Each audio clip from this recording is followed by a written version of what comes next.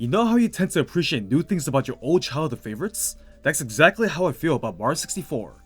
There's just so much to love about this classic 3D title that admittedly probably didn't age the best control-wise, but it's the rough nature of the game that keeps me coming back for more decades later. In one of my previous videos, I had made a video focusing on the main levels, but this time I'll be discussing my favorite thing regarding all the levels holding secret stars instead. With that out of the way, let's get right to it. Starting out with, of course, the famous Princess's Secret Slide. The very fact that Peach even has something as massive as it's stowed away inside her castle raises so many questions, and is pretty much never seen again after the events of Mario 64. But my favorite part about this level is not the act of sliding down itself, but the fact that this place even exists at all. This could be her personal playroom, her emergency shelter zone for her Toad citizens. It could be a trap for enemies who happen to invade her castle. The theories are endless, and that's precisely why I like it so much. The mystery surrounding this outlandish slide is so bizarre, but fitting the world of Mario. I also like the color scheme too. It reminds me of Halloween with the abundance of orange and stripes. Next is the secret aquarium. Once again, I wonder if this was created by Peach or Bowser after he invaded. Either way, the idea of a giant floating aquarium in the sky that's tucked away in the castle walls goes to show how far they are willing to go to provide a more than suitable home for the pet fish. Who knew they were so inconsiderate aquatic life forms? My favorite part of this aquarium is that the fish have a giant home to swim to their little heart's content. As an avid fish lover, these creatures often need a ton of space to swim around, and makes me glad they have it. Despite being fictional, but the point still stands. I wonder how the fish are fed though. Next is the Vanish camp under the moat. This giant obstacle course looking place is responsible for housing the switch to activate the Vanish camp locks.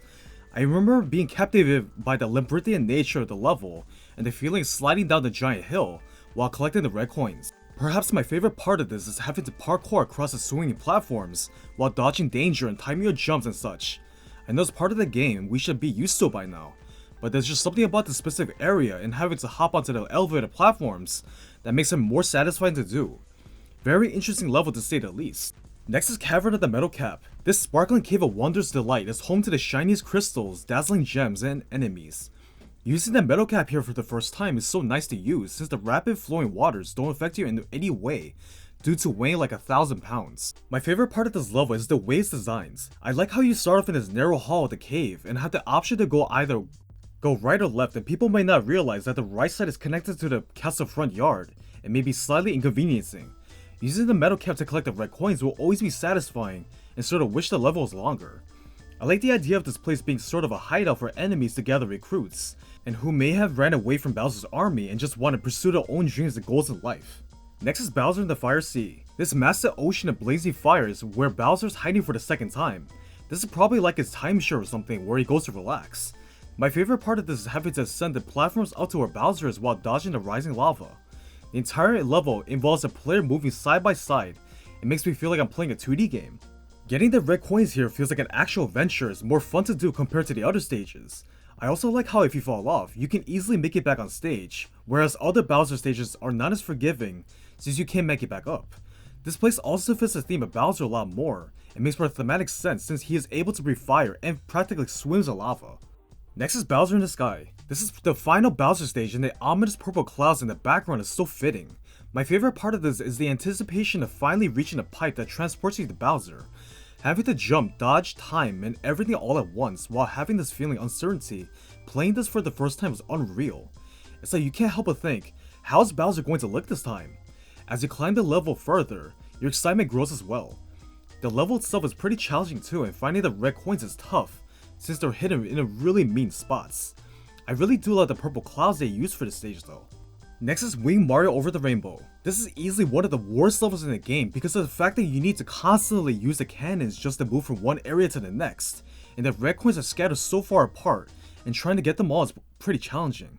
Once you mess it even once, the game punishes you by throwing you all the way down to the castle courtyard.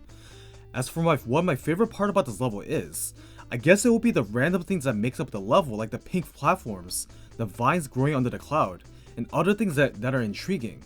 But that's pretty much it. I'm not a fan of this one, so there really isn't much to say. Next is Tower of the Wing Cap, another flying based level. Getting the red coins here is a little wonky, but it always feels so good to actually accomplish it. As for my favorite aspect of this place, I admire the giant towers reaching high into the heavens. It makes me wonder where this place is exactly in the Mario universe, and what the origins are for this temple in the sky. although the DS version as love was twice as worse due to the lack of analog controls. I just wish the flying stages were more fun than the ones we actually got. Finally is Bowser in the Dark World, the first Bowser stage. Dropping down the trapdoors into this dark and ominous world was a sight to see. My favorite part of this is climbing the entire stage. The process of hopping on the rotating platforms and toppling bridges is a joy and always made me extra cautious not to fall into the dark abyss. I wonder when Bowser had the time to build all of this, or if he simply had Kamek conjure up dark magic to make it instead. Either way, he did a pretty good job at making this iconic Bowser stage that has aged like wine. I also like how even future games like Mario Galaxy use the same Bowser in the Dark World music and remixed it. This is easily one of my favorite stages in the whole game. Well, that just about does it for all the stages holding secret stars. There's still a ton of things to like about this game decades later, and I'm glad millions of others agree with the sentiment as well. The fact that the ROM hack community is still going strong and making top quality ROM hacks for Mario 64 is something to behold. With all that being said, thank you for watching. Do you also like these secret star locations? And please like and subscribe for more videos like these if you want to.